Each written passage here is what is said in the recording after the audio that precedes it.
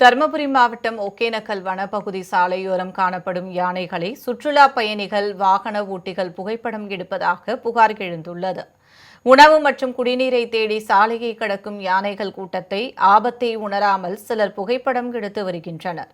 மேலும் சிலர் அவற்றை விரட்ட முயற்சிப்பதாக பொதுமக்கள் குற்றம் சாட்டியுள்ளனர். உயிரிழப்பை தடுக்க வனத்துறையினர் முன்னெச்சரிக்கை நடவடிக்கை எடுக்க வேண்டும் என்றும் அவர்கள் கோரிக்கை விடுத்துள்ளனர்.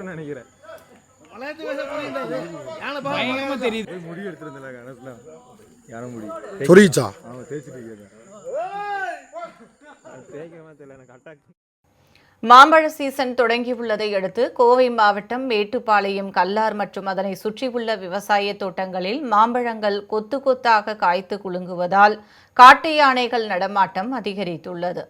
வினோபாஜி நகர் பகுதியில் 2 காட்டு யானைகள் மாமரங்களை உலுக்கும் வீடியோ காட்சி வெளியாகியுள்ளது. இதனையடுத்து வனத்துறையினர் நடவடிக்கை எடுக்க வேண்டும் என்று விவசாயிகள் கோரிக்கை விடுத்துள்ளனர்.